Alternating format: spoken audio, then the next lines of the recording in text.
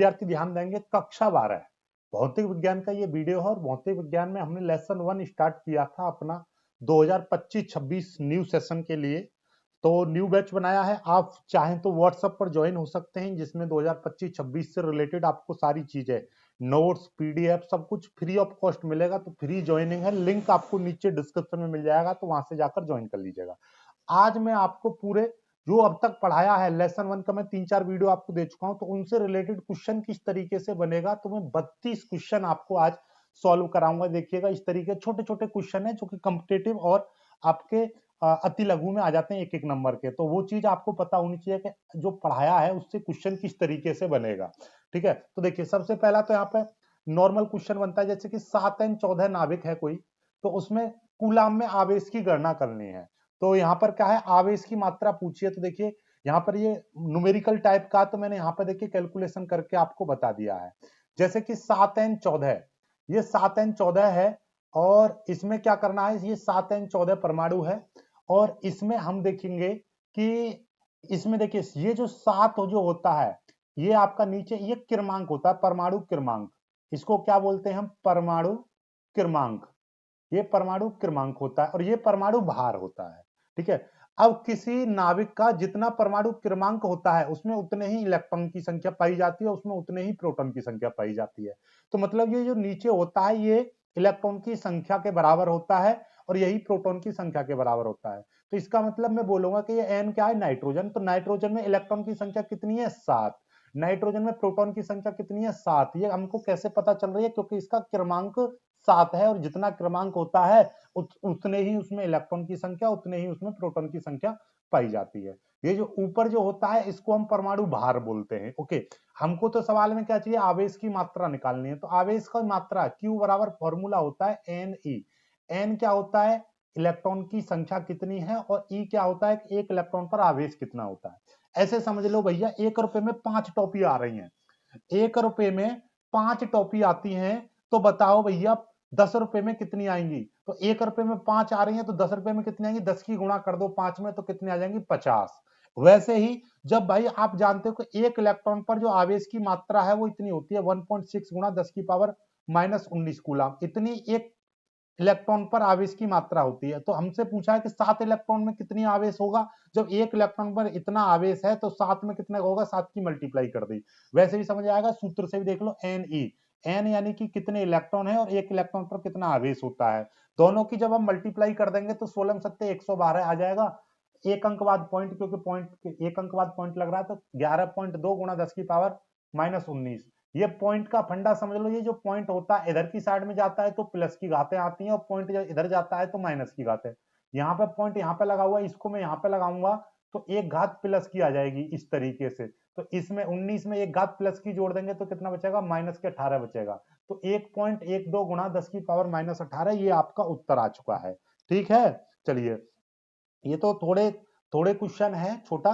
ठीक है, ऐसे ही देखिएगा यहाँ पर ये है आपका दूसरा है, इसमें इतना इलेक्ट्रॉन है, यानी अब इलेक्ट्रॉन की संख्या कुछ ऐसे दे रखी है, मल्टीप्लाई में बड़ी, आवेश की मात्रा पूछे, कोई दिक्कत नहीं है, फॉर्मूला वही है, नो प्रॉब्लम। देखिएगा कैसे, आप जानते हो, अभी अभी मैंने आपको क्या बताया, बस फॉर्मूला। अब इलेक्ट्रॉन की संख्या इतनी दे रखी है, फॉर्मूला होता है आवेश बराबर Ne। एन इतना दे रखा है और एक इलेक्ट्रॉन पर इतने आवेश की मात्रा होती है। जब हम 125 में 1.6 की मल्टीप्लाई करेंगे तो 20.00 हो जाएगा। और ये 10 की पावर -18 है, ये 10 की पावर प्लस का 18 है। तो माइनस के 19 में से प्लस के 18 जाएंगे तो माइनस का 1 बचेगा। ठीक है, तो 20.00 का मतलब सीधे सीधे 20 गुणा 10 की पावर -1। ये -1 नीचे चला जाएगा, यानी 10 की पावर ऊपर -1 है, तो इसका मतलब 1/10 की पावर 10 कर दूंगा, यानी 10 की पावर 1 इस तरीके से।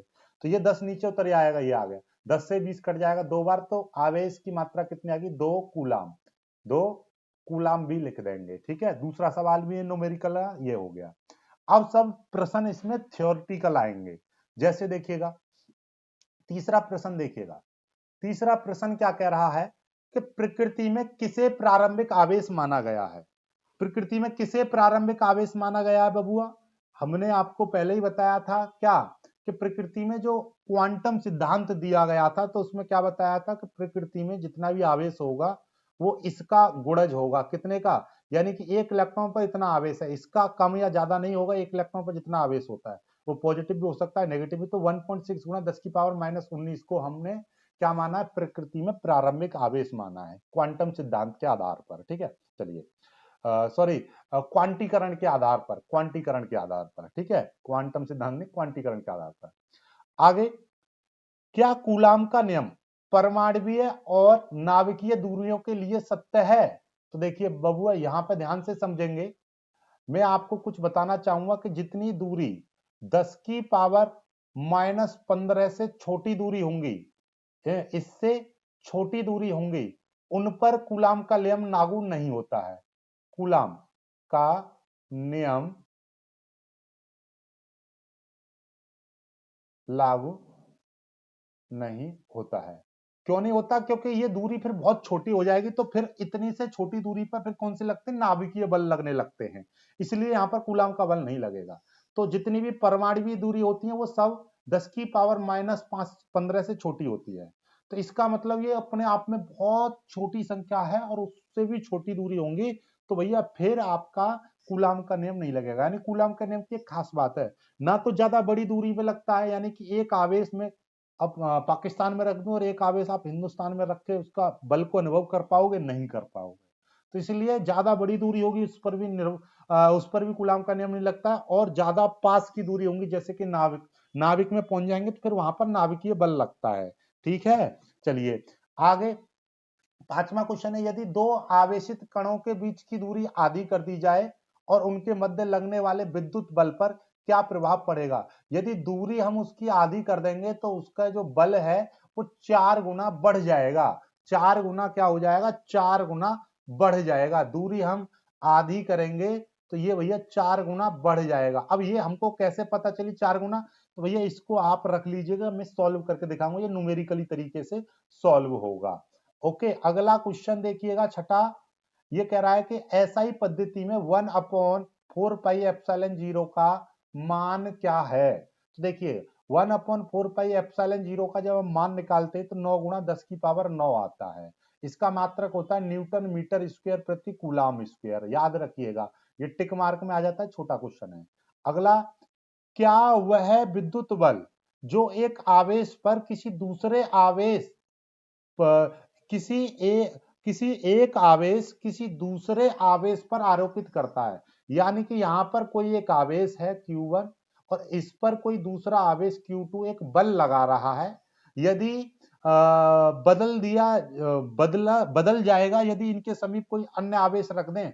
पहले देखिए क्वेश्चन को मतलब समझो, जैसे कि यहां पर कोई एक आवेश रखा हुआ है लाइक Q1, यहाँ पर एक दूसरा आवेश रखा है Q2, अब इसके द्वारा इस पर कुछ बल लग रहा है, वो हमने मान लिया F।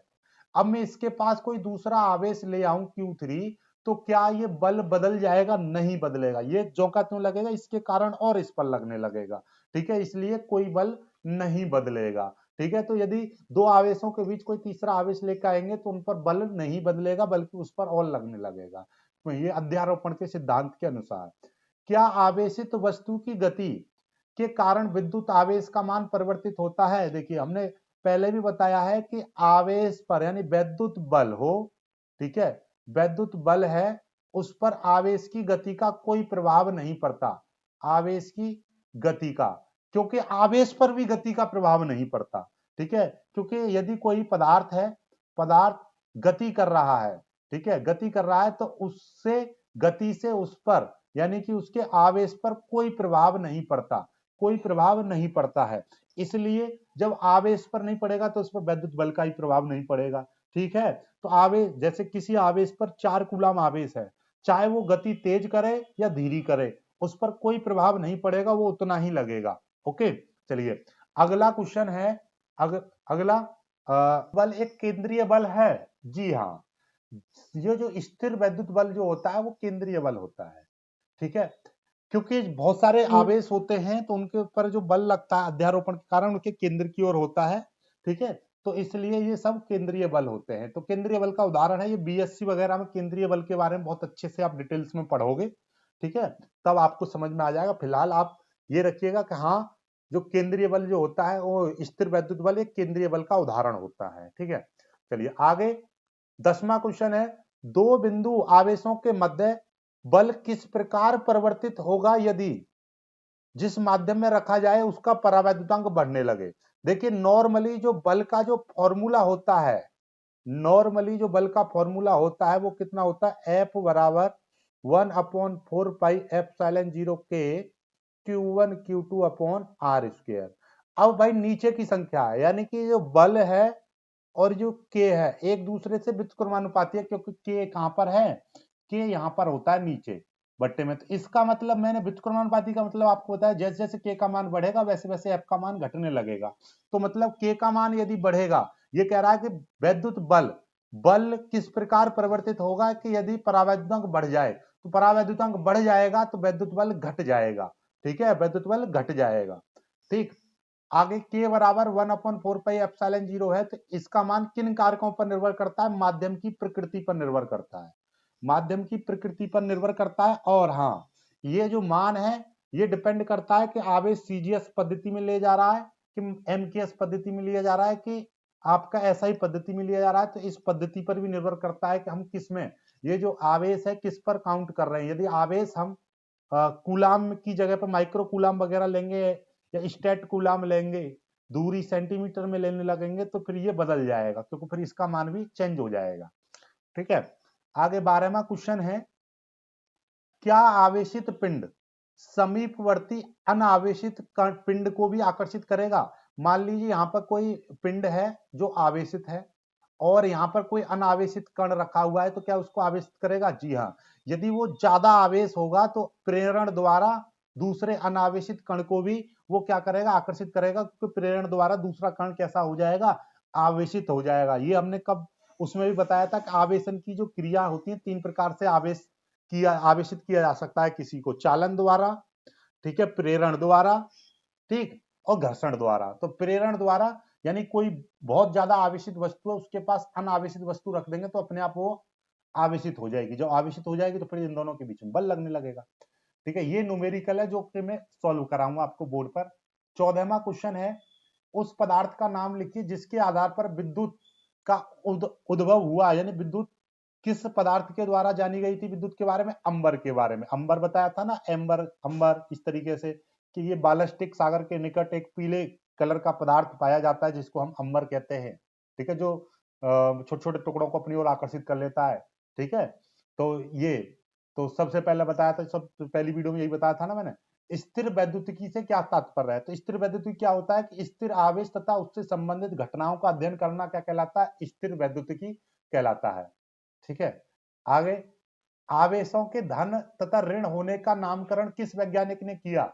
आवेश, धन आवेश, आवेश दो प्रकार के होते हैं, धन और ऋण। ये किसने बताया था, बेंजामिन फ्रैंकलिन ने बताया था।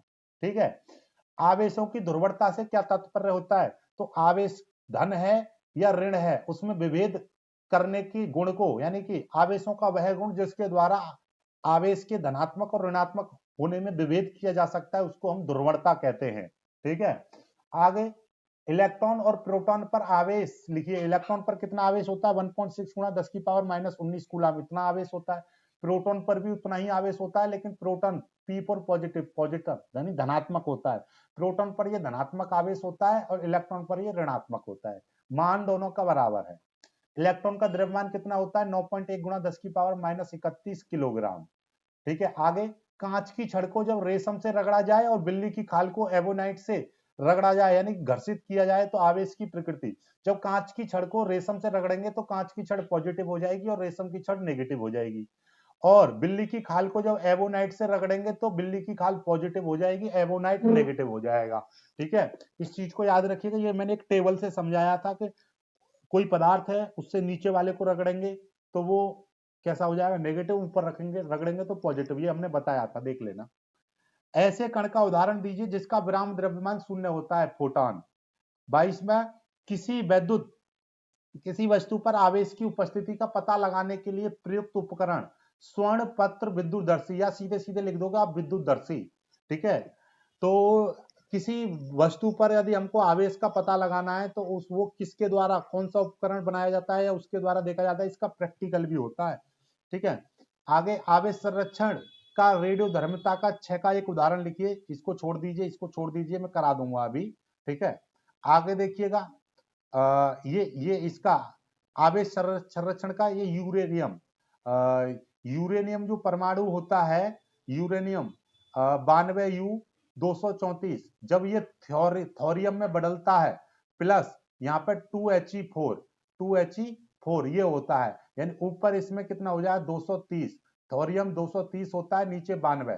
ठीक है, तो ये अपने आप में आवेश संरक्षण के नियम को दर्शाता है। तो ये आगे सिखाऊंगा क्योंकि ये रिएक्शन बना के सिखानी है मेरे को। ठीक है, आगे आवेश का ऐसा ही मात्रक क्या होता है, एम्पियर इंटू सेकेंड या कूलाम।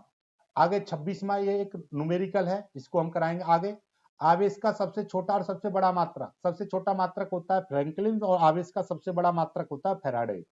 विद्युतशीलता का मात्रक देखिए, निर्वात अथवा वायु की विद्युतशीलता जो होती है एप्सिलॉन, एप्सिलॉन 0 का जो मान होता है 8.85 गुणा 10⁻⁻12 होता है। मात्रक इसका कूलाम स्क्वायर प्रति न्यूटन मीटर स्क्वायर होता है, और विमा इसकी होती है m-1 L⁻³ T⁻4 A⁻2। CGS पद्धति में निर्वात की स्थिति में ये इसका जो मान है वो कितना होगा, dyne into centimetre square statcoulomb का होल स्क्वायर। एक केंद्रीय बल का उदाहरण दीजिए, मैंने क्या बताया था, स्थिर वैद्युत बल जो होते हैं वो केंद्रीय बल का उदाहरण होते हैं, तो केंद्रीय बल होते हैं ये, तो उसका उदाहरण है।